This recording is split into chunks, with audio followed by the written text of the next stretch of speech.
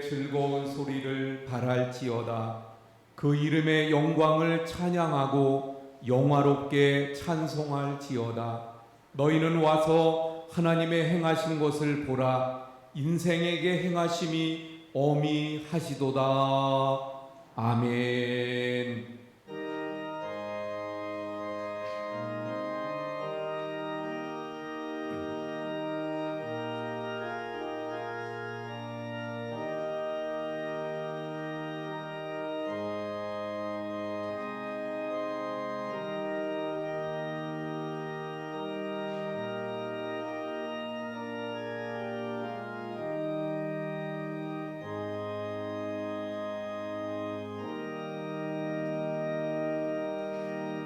독생자를 세상에 보내주신 하나님 아버지, 아기 예수님의 탄생을 기다리는 대림절 세 번째 주일을 맞이하여 예수 그리스도의 구속의 은혜를 입은 하나님의 백성들이 이 시간 감사와 찬미의 제사를 드리고자 합니다.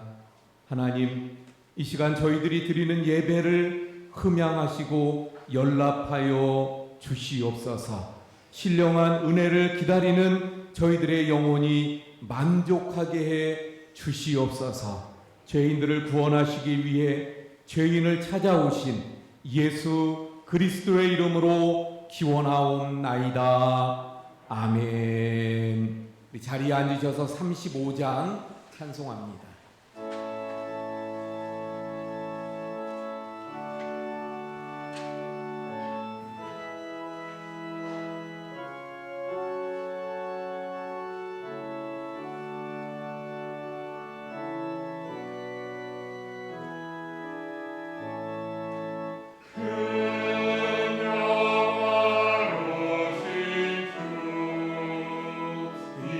이곳에 오셔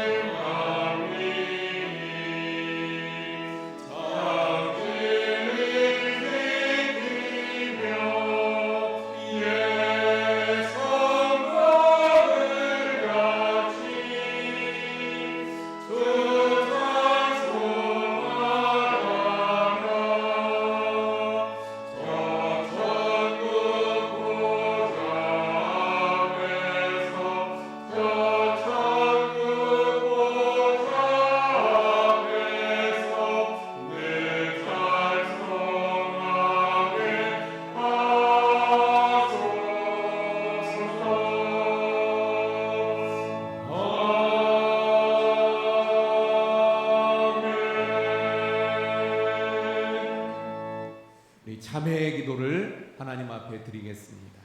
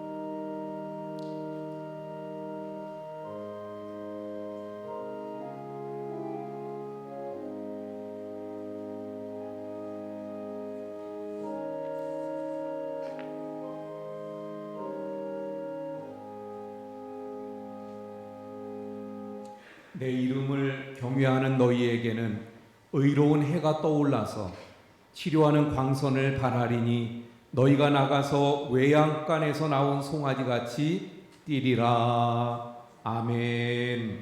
나는 전능하신 아버지 하나님 천지의 창조주를 믿습니다. 나는 그의 유일하신 아들 우리 주 예수 그리스도를 믿습니다. 그는 성령으로 잉태되어 동정녀 마리아에게서 나시고 본디오 빌라도에게 고난을 받아 십자가에 못 박혀 죽으시고 장사된 지 사흘 만에 죽은 자 가운데서 다시 살아나셨으며 하늘에 오르시어 전능하신 아버지 하나님 우편에 앉아 계시다가 거기로부터 살아있는 자와 죽은 자를 심판하러 오십니다. 나는 성령을 믿으며 거룩한 공교회와 성도의 교제와 죄를 용서받는 것과 몸의 부활과 영생을 믿습니다. 아멘. 찬송가 104장입니다.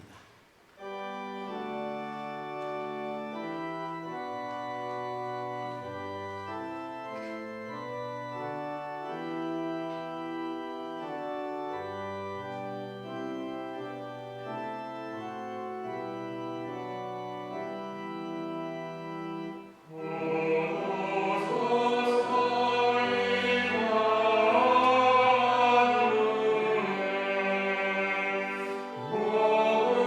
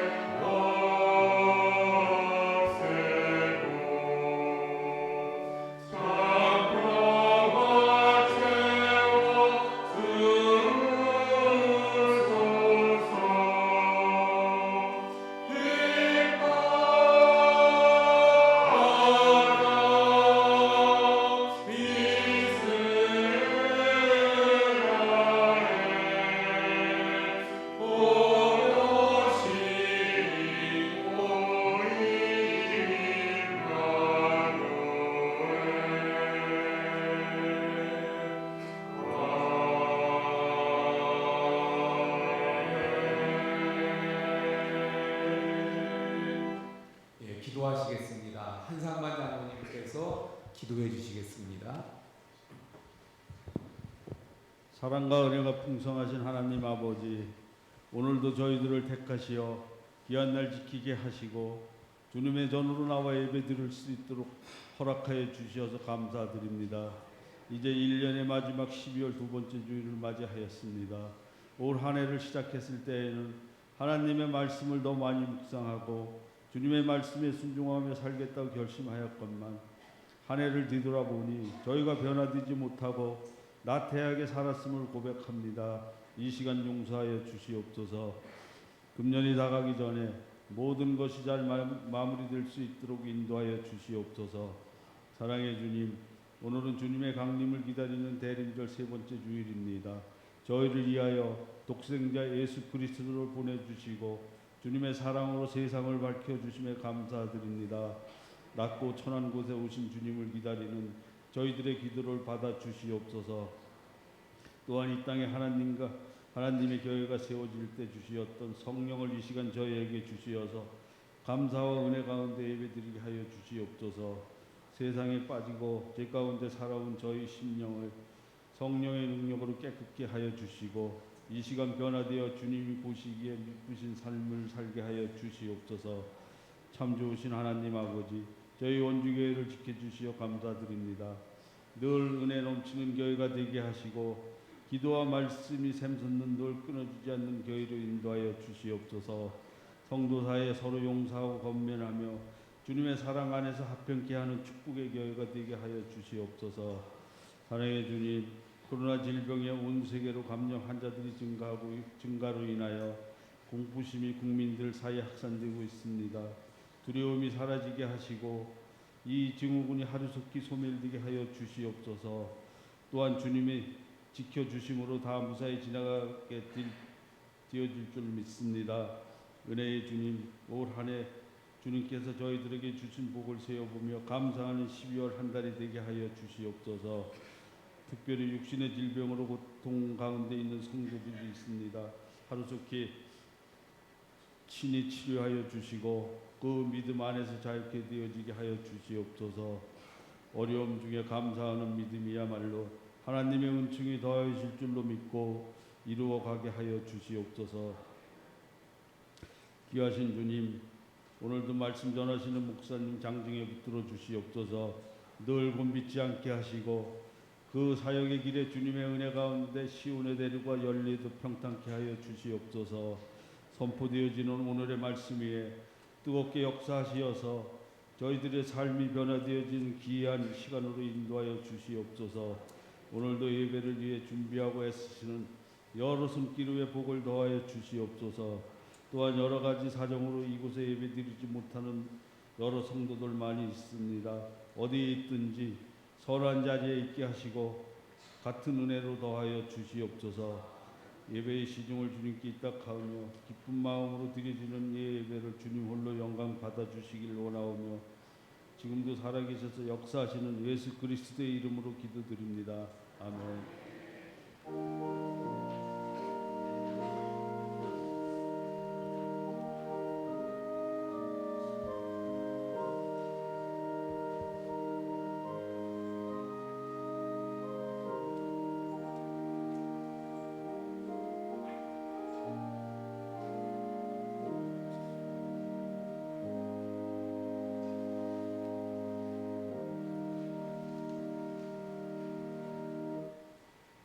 오늘의 말씀은 사도행전 27장 13절부터 26절까지 말씀입니다.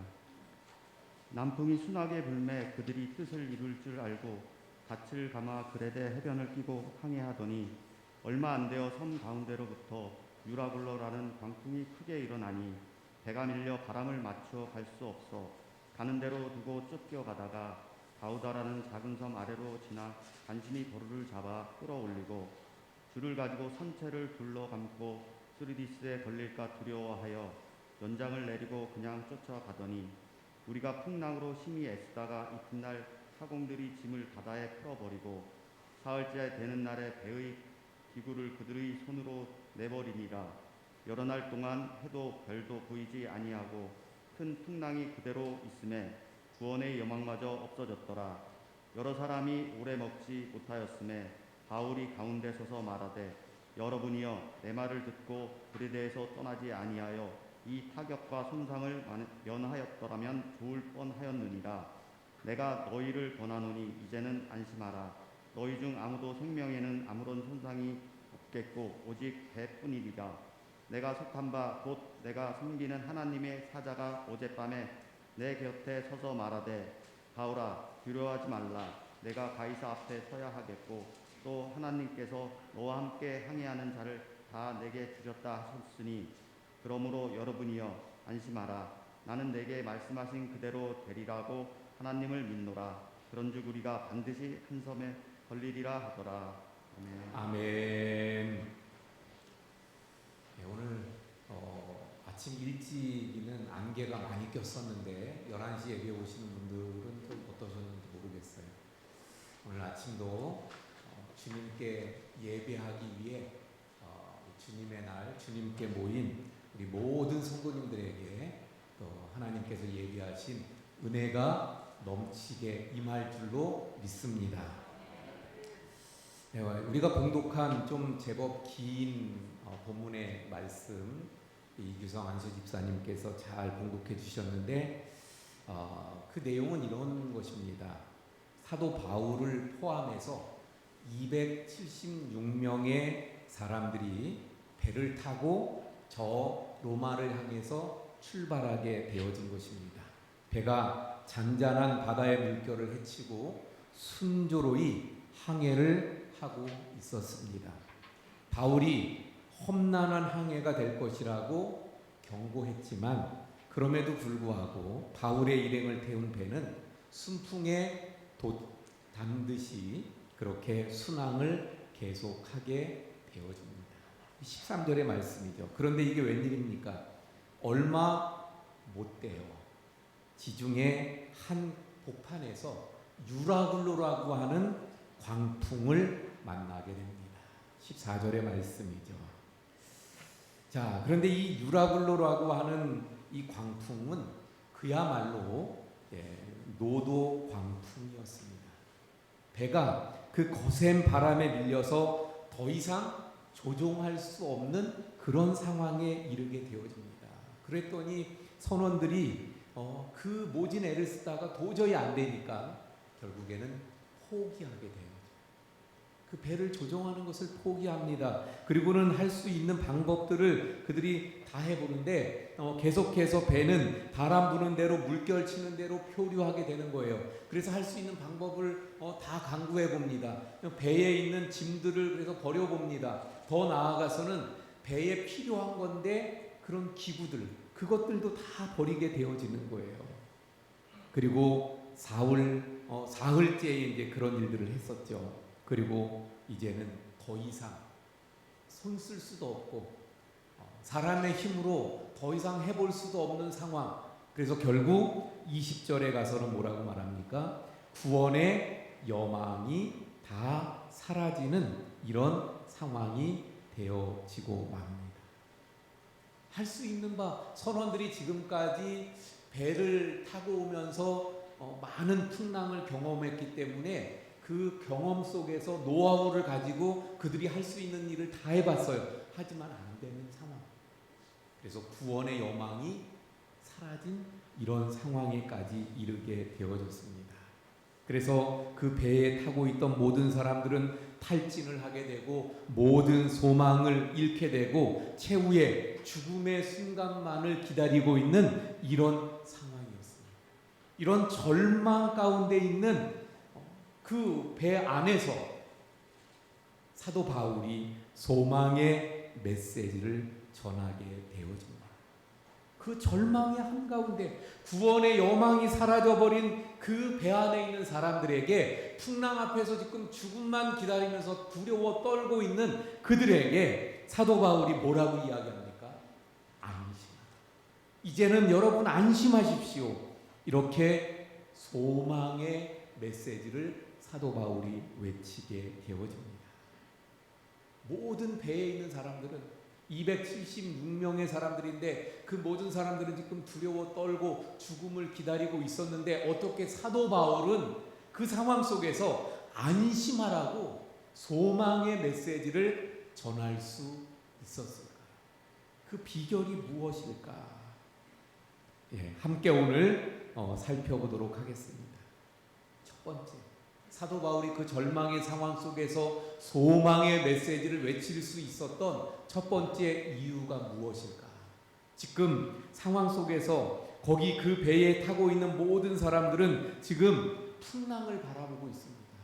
저 치는 파도 소리를 듣고 있어요. 그러면서 두려워 떨고 있는 거예요. 그런데 사도 바울은 그 풍랑 속에서도 하나님의 사자가 들려준 하나님의 음성을 듣고 있었더라 하는 것입니다.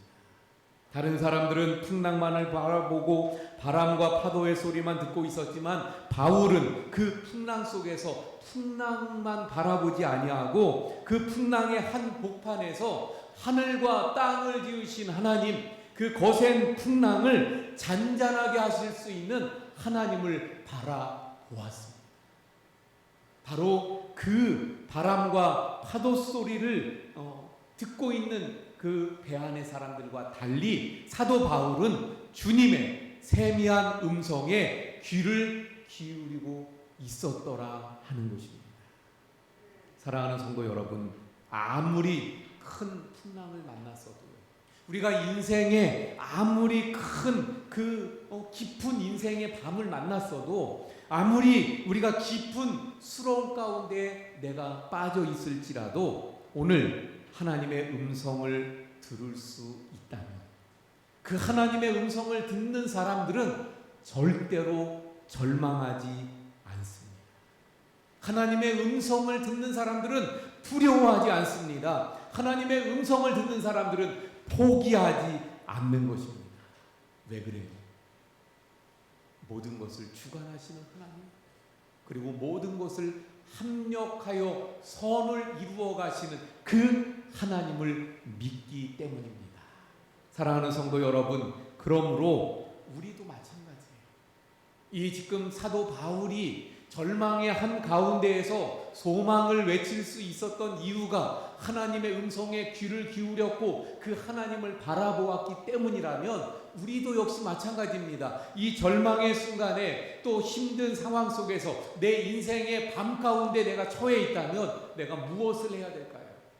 그 문제를 바라보고 그 문제를 듣는 것이 아니라 바로 하나님을 바라보시고 하나님의 음성을 들을 수 있는 우리 성도님들이 되시기를 바랍니다. 보세요. 이 사도 바울, 이 풍랑이 없었다면 그냥 그 제수의 신분으로 그렇게 로마에까지 갔을 거예요. 그런데 사도행전 이 이후의 말씀들을 쭉 살펴보면 이 풍랑 때문에 어떻게 되냐면 사도 바울이 그 배 안에서 가장 영향력 있는 사람이 되게 됩니다. 합력해서 선을 이루시는 하나님, 결국 그 힘든 절망의 풍랑이 있었지만 그걸 통해서 하나님은 사도 바울을 그 배 안에서 가장 영향력 있는 사람으로 우뚝 세우셨던 것을 보게 됩니다. 다윗 역시 마찬가지예요. 다윗이 골리앗과 싸우는 싸움의 그 현장이 있었기 때문에 다윗이 될 수 있었던 것을 보게 됩니다. 골리앗이라고 하는 그 대단한 장수 앞에 나선다는 것은 이건 보통 일이 아니에요.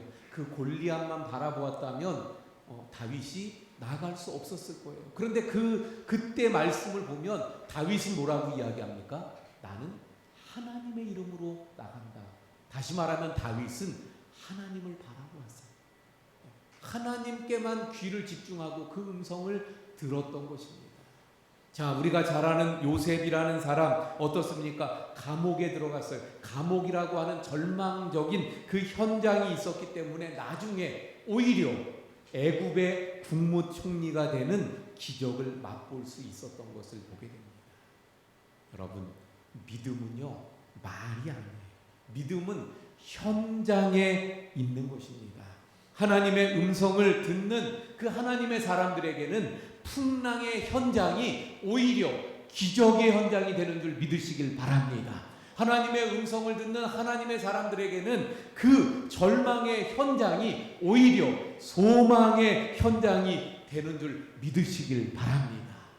그래서 하나님의 음성을 듣고 우리의 삶의 현장에 지금 우리 코로나가 이런 절망의 현장이죠. 바로 이 현장 속에서 우리는 하나님께 우리의 시선을 맞추고 하나님의 음성을 들음으로 하나님께서 주시는 그 소망의 은혜 가운데 소망의 현장을 경험하는 우리 성도님들이 되실 수 있기를 축원을 드립니다. 자, 이런 절망의 상황 속에서 사도 바울이 소망을 외칠 수 있었던 것, 하나님을 바라보고 그 음성을 들었기 때문입니다. 두 번째는요, 자신의 정체성을 분명하게 했기 때문입니다. 23절의 말씀 볼까요? 23절에 보면 사도 바울이 뭐라고 이야기합니까? 그들 가운데 서서 내가 속한 바, 곧 내가 섬기는 하나님의 사자가 어젯밤에 내 곁에 서서 말하되. 무슨 말입니까? 사도 바울이 지금 그 계속되는 풍랑 속에서도 소망을 잃어버리고 죽음 앞에서 떨고 있는 그 배 안에 있는 사람들을 향해서 이렇게 말했던 거예요. 내가 속해 있는 바, 내가 섬기는 하나님, 그 하나님의 사자가 어젯밤에 나에게 이렇게 말씀하셨습니다. 다시 말하면 그 내용 속에 뭘 알 수 있어요? 사도 바울의 정체성. 지금 사도 바울은 죄수의 신분으로 그래서 지금 로마에 가는 배를 타고 있습니다마는 자신의 신분은 본래 뭐라는 거예요? 하나님께 속한 자라는 것입니다. 그리고 그 하나님을 섬기는 것이 자신의 신분인 것을 분명하게 말하고 있는 것을 보게 됩니다. 성경을 통해서 보면 이 세상에 있는 사람들은요, 두 종류로 나뉘고 있는 것을 보게 됩니다. 어떻게 나뉘죠? 하나님께 속한 사람과 하나님께 속하지 않은, 그래서 세상에 속한 사람으로 이렇게 두 종류로 나뉘는 것을 보게 되어집니다. 요한일서 4장 4절에 보면 이렇게 말씀하죠. 자녀들아, 너희는 하나님께 속하였고 또 그들을 이기었나니 이는 너희 안에 계시니가 세상에 있는 자보다 크심이라. 너희는 하나님께 속했어요. 5절의 말씀 볼까요? 그들은 세상에 속한 고로 세상에 속한 말을 하매 세상이 그들의 말을 듣느니라. 두 종류. 하나님께 속한 사람이 있어요. 우리들이죠. 그런데 세상에 속한 사람들이 있어요. 세상에 속한 사람들은 어떻게 합니까? 세상의 말을 한다. 이건 무슨 말인가 하면 세상에 속한 사람들은요, 세상의 방법대로 산다는 거예요. 하지만 하나님께 속한 사람들은 하나님을 통해서 어떻게 해요? 세상을 이긴다고 말씀하고 있는 것입니다. 자, 그렇다면 사랑하는 성도 여러분, 하나님은 이 세상의 사람들이 두 종류로 어디에 속하는가를 말씀하는데, 그렇다면 나는 어디에 속한 자입니까? 세상에 속한 사람인가요? 아니면 하나님께 속한 자입니까? 예수님을 믿고 거듭난 사람은 우리가 계속 살펴보았던 것처럼 하나님의 생명을 소유한 사람입니다. 그래서 이 땅에 발을 딛고 살아가지만 이 땅에 속한 자가 아니라 하나님께 속한 자인 줄 믿으시길 바랍니다. 그래서 내가 정말 예수님을 믿고 예수님의 생명이 내 안에 있으면 나는 하나님께 속한 하나님의 자녀인 거예요. 그러므로 우리의 정체성을 우리는 늘 분명히 해야 합니다. 어디에 가든지 어디에 있든지 사도 바울처럼 나는 하나님께 속했다.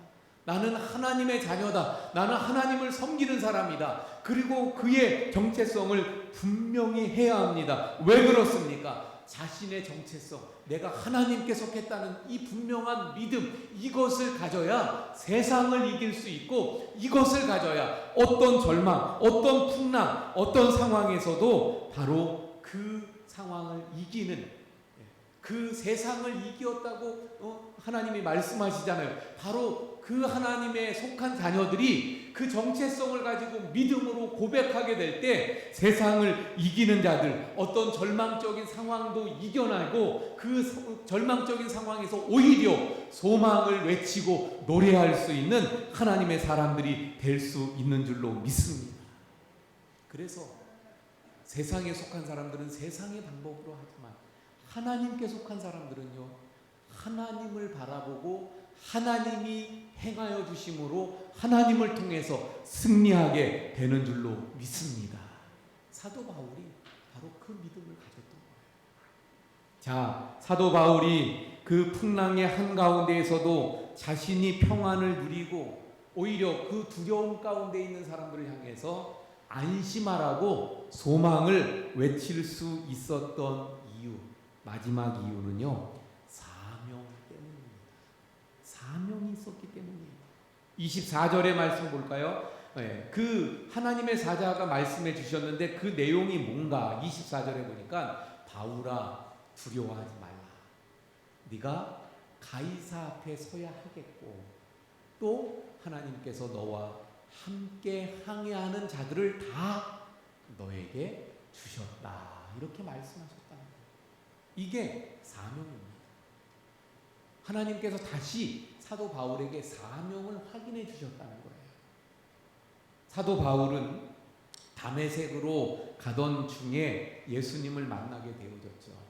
그리고 그 예수님을 만나고 바로 그는 깨달아 알았어요. 예수님께서 나를 부르신 그 목적, 그것은 이방의 사도로 나를 부르셔서 복음을 전하라는 거예요. 그래서 그 사명을 다하기 위해 사도 바울은 달려가는 인생을 살아왔잖아요. 그래서 본인이 나는 달려가노라 복음을 위해서. 그래서 수없이 끊임없이 그는 달려왔습니다. 안디옥에서 구브로로, 또 고린도로, 에베소로, 데살로니가, 또 빌립보, 그리고는 이제 예루살렘을 거쳐서 그가 가지고 있었던 또 소망이 뭐예요? 저 로마로 가는 거였어요. 이렇게 소아시아에 열심히 복음을 전하다 보니까 여러 교회들이 세워졌습니다. 그래서 이제는 이 교회들을 통해서 이쪽 지역은 복음을 계속 전할 수가 있는 거예요. 그러니까 여기는 이제 된 거예요. 그래서 이제 사도 바울이 가졌던 꿈은 뭐예요? 로마. 모든 길은 로마로 통한다. 그 로마에 가서 내가 복음을 전해서 로마를 복음화하고 이제는 그 로마를 또 센터로 삼아 교두보로 삼아서 저 서바나 지금의 스페인까지 복음을 전하는 것이 사도 바울의 그 품은 그 비전이었어요. 그것이 바로 또 하나님이 주신 사명이었어요. 그래서 지금 하나님께 그 로마에 가서 복음을 전할 수 있게 해달라고 기도했는데 하나님께서는 전혀 다른 우리 인간이 생각할 때 사도 바울이 생각할 때 전혀 생각하지 못했던 그런 방법으로 지금 로마로 하나님이 인도해 가시는 거예요. 그래서 이 지금 죄수의 신분으로 이 배를 타고 로마로 가고 있는 것 아닙니까? 근데 그 중에 풍랑을 만나서 구원의 여망이 없어질 정도가 되어졌는데 하나님께서 하나님의 사자를 통해서 뭐라고 말씀하신 거예요? 바울아 두려워하지 말아라. 네가 가이사 앞에 서야 하겠다. 이 말은 무슨 말씀이에요? 가이사 앞에 선다는 것은 로마에 간다는 거예요. 로마에 도착한다는 거예요. 근데 로마에 도착하려면 지금 이 풍랑 가운데에서 죽어요, 안 죽어요? 안 죽는다. 그리고 로마에 가게 된다는 거예요. 왜 사도 바울이 지금 이 풍랑 속에서 구원의 여망이 완전히 사라져 있었는데 거기서 다른 사람들처럼 절망하고 이제 죽게 되었다고 그렇게 한탄하고 있는 게 아니라 평안을 누리면서 일어서서 여러분들이요 안심하십시오 이렇게 소망을 외칠 수 있었습니까? 자신의 사명 때문에, 그 사명을 발견했기 때문에, 다시금 자신이 받은 사명을 재확인했기 때문에 그래서 그에게 그 확신이 있었던 거예요. 사명을 있는 자는, 사명을 가진 자는 죽지 않는다는 그 사실을, 그것을 그는 분명히 믿고 있었기 때문입니다. 그래서 여러분, 사명을 가진 사람들은 절망하지 않는 거예요. 오늘날 한국 교회가 참 어렵지 않습니까? 그런데 하나님이 주신 한국 교회를 향한 분명한 사명이 있는 줄로 믿습니다. 그러므로 그 사명 가운데 지금의 어려움 속에서 우리 한국교회는 절망하는 게 아니라 바로 소망을 선포하고 외칠 수 있는 한국교회가 되어야 할 줄로 믿습니다. 뿐만 아니라 우리 성도님들도 마찬가지예요. 이 절망의 상황 속에서 사명을 가진 우리 성도들에게 그래서 소망을 외칠 수 있어야 할 줄로 믿습니다. 자, 그런데 이 23절의 말씀, 24절의 말씀을 또 그 이어서 더 보면 네가 가이사 앞에 서야 하겠고 이걸로 끝나는 게 아니라 이어서 또 그러면서 말씀하셔요. 뭐라고 말씀합니까? 하나님께서 너와 함께 항해하는 자들을 다 너에게 주셨다. 여기 너에게 주셨다는 말은 다른 말로 맡기셨다. 너에게 맡기셨다. 지금 여기 항해하는 사람들 이건 무슨 말인가 하면요. 현재 지금 현재의 사명을 말하는 거예요. 지금 이 배에 타고 있는 바울 외에 275명의 사람들을 하나님께서 바울에게 맡겨주셨다는 거예요. 그들을 향한 바울의 사명이 있다는 거예요. 여러분, 우리가 항해하는 나의 인생의 항해길에서 함께 지금 항해하는 사람들이 있어요. 함께 배를 타고 가는 사람들이 있어요. 누구입니까? 우리 가족 또는 직장의 동료들. 그러니까 가장 많은 시간을 같이 하는 사람들이 그 같은 지금 사도 바울의 이 말씀으로 하면 함께 항해하는 자들이라고 말할 수 있어요. 가족들 또는 직장 동료들 또는 뭐 친구들 또 뭐 같이 하여튼 만나는 사람들 바로 그들을 향한 사명이 내게 있는 줄 믿으시길 바랍니다. 그들을 정말 그들에게 소망을 선포하고 그들을 바른 길로 이끌고 그들에게 복음의 메시지를 전해야 될 사명이 나에게 있다는 거예요. 그래서 사명을 깨달은 자들은 이 절망 가운데에서 포기하는 게 아니라 절망 가운데 두려워 떨고 있는 게 아니라 절망 가운데 포기하는 게 아니라 바로 소망을 외치게 되는 줄로 믿습니다. 사랑하는 성도 여러분, 사도 바울이 왜 그 절망의 상황 속에서 소망을 외칠 수 있었습니까? 첫 번째는 하나님 음성을 들었어요. 다시 말하면 하나님께 집중한 거예요. 하나님을 바라보고 하나님 주시는 음성을 들었어요. 우리 사랑하는 성도 여러분, 늘 하나님께 집중하고 하나님의 음성을 들을 수 있는 우리 성도님들이 될 수 있길 바랍니다. 어떤 분이 얘기해요. 하나님의 음성을 어떻게 들을 수 있습니까? 나한테는 안 들려요. 나한테는 말씀하지 않던데요. 하나님께 집중해 보세요. 정말 내가 하나님께 집중하겠습니다. 그래서 하나님의 말씀을 읽으면서 또 하나님의 말씀을 들으면서 묵상하면서 하나님 앞에 깊이 기도해 보세요. 하나님의 음성이 들릴 것입니다. 지금 제가 드리는 이런 음성으로 들리지 않을 거예요. 그런데 이것이 분명히 하나님의 음성이라는 확신을 가지는 음성이 들려질 것입니다. 자, 사도 바울이 절망 중에 소망을 외칠 수 있었던 두 번째 이유는 뭐라고요? 정체성을 분명히 했어요. 나는 하나님의 자녀다. 하나님이 나를 보호하신다. 나는 하나님을 섬기는 하나님의 자녀다. 사랑하는 성도 여러분, 우리 세상 속에서 살아갈 때 내가 하나님의 자녀인 것을 그리고 하나님이 세상을 이기신 것을 분명히 믿고 이 정체성 속에서 살아가셔서 세상을 이기실 수 있기를 바랍니다. 마지막으로 어떻게 해서 사도 바울이 소망을 외칠 수 있었다고요? 사명을 깨달았기 때문에. 사랑하는 성도 여러분, 나에게 주신 사명을 깨달아 알고 그래서 세상 속에서 또 어떤 절망 속에서 혹시 나에게 지금 어려운 절망 가운데 인생의 깊은 밤 속에 수렁 가운데 있는 분 계십니까? 오늘 말씀처럼 이 말씀을 통해서 우리 소망을 가지시고 또 소망을 선포하실 수 있는 우리 성도님들이 되시기를 축원을 드립니다. 기도하시겠습니다. 하나님, 사도 바울이 로마로 가는 그 배에서 유라굴로 광풍의 절망 속에서 모든 사람들이 구원의 여망이 사라진 그 상황 속에서 소망을 선포할 수 있었던 것은 하나님께 집중하고 하나님의 음성을 들었고 자신의 정체성을 분명히 하고 사명을 다시금 깨달았기 때문인 것을 깨닫게 됩니다. 하나님, 그러므로 저희들도 절망의 상황 속에서 소망을 외칠 수 있는 성도들이 다 되게 해 주옵소서.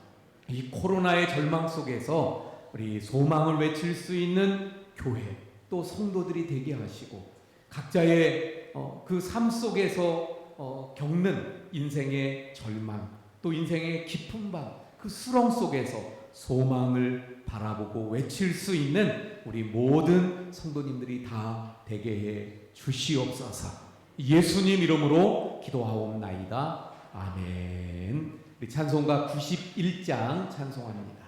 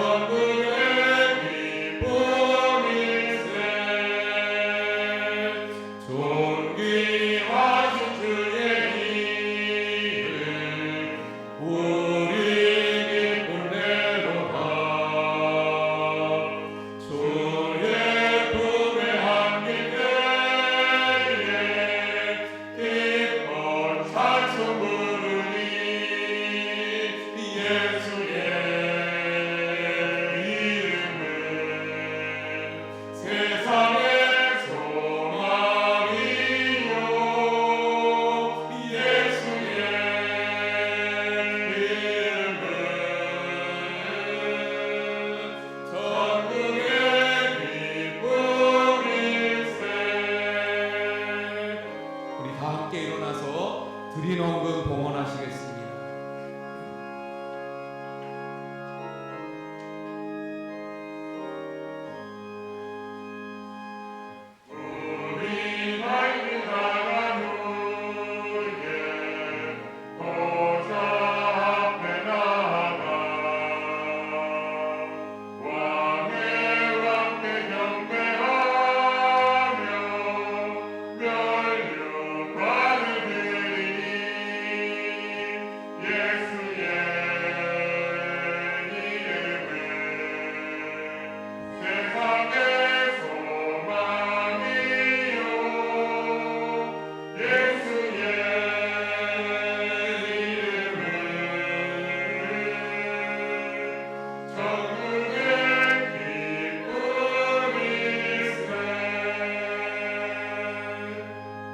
고마우신 하나님, 늘 우리에게 승리를 안겨주시는 하나님, 또한 합력하여 선을 이루어 가시는 하나님 감사합니다.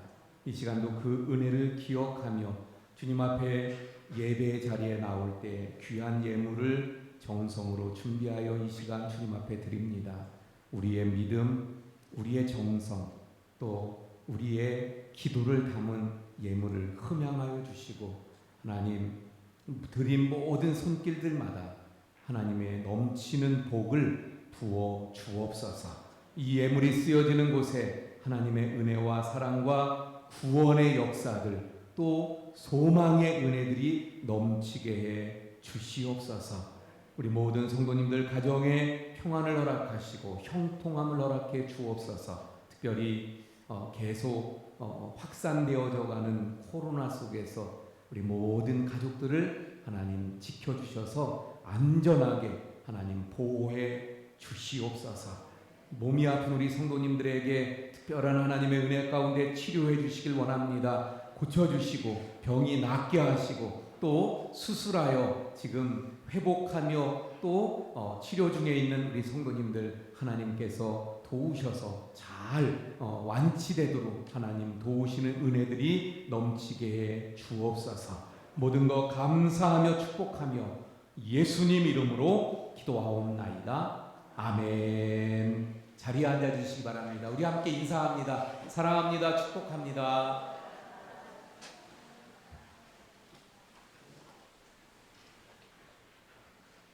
예, 교회 소식 전해드립니다.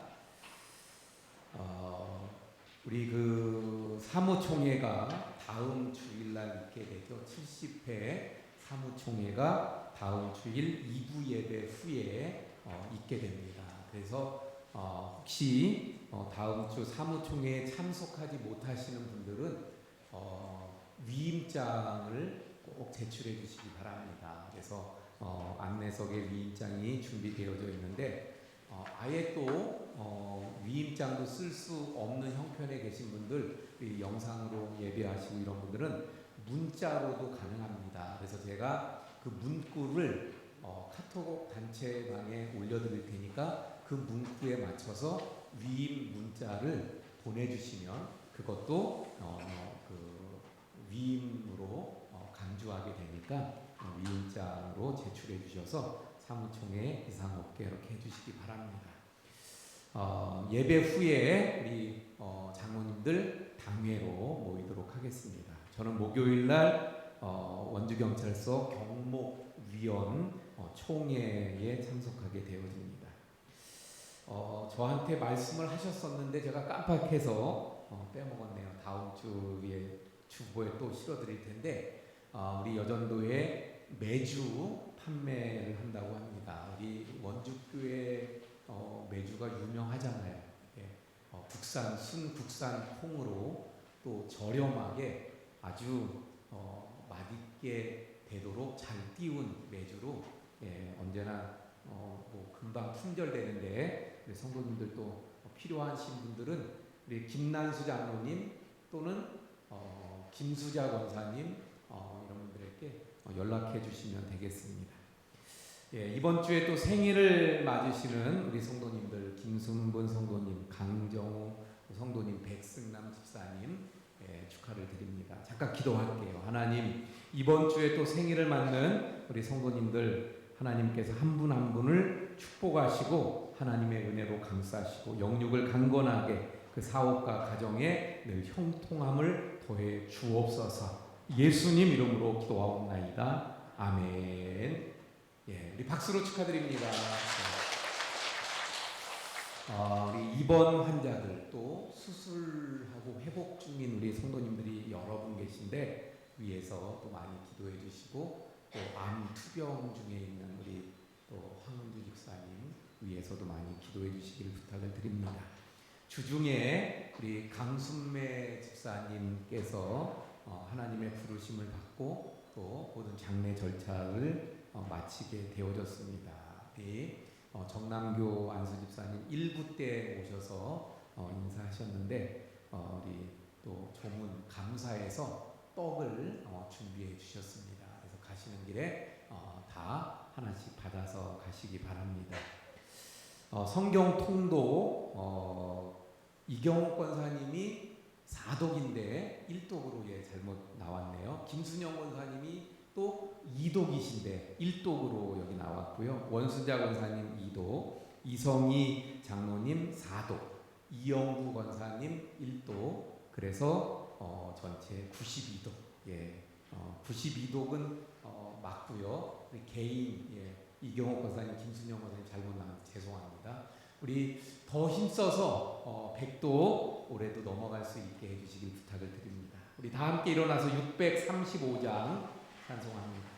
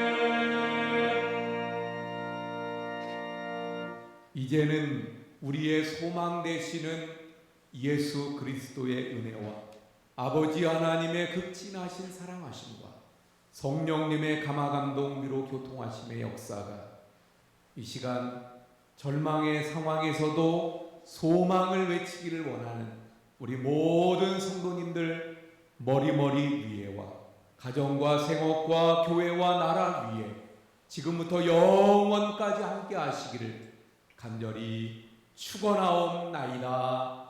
아멘.